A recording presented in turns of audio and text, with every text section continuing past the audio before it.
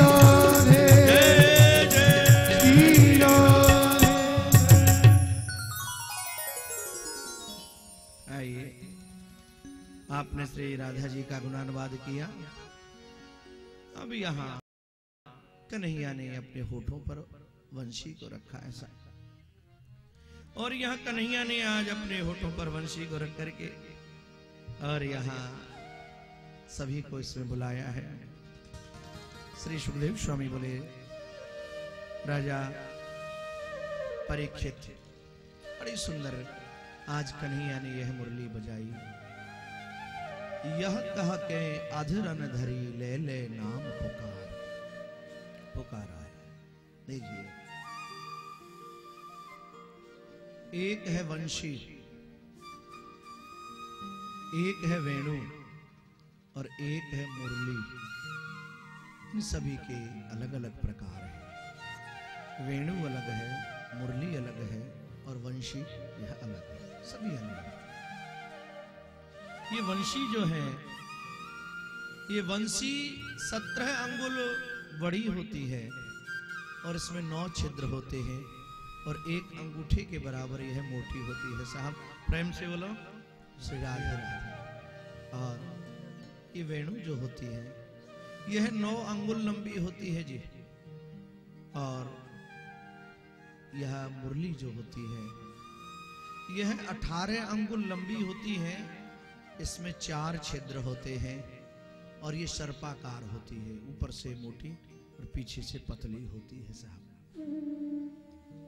कन्हैया ने आज यह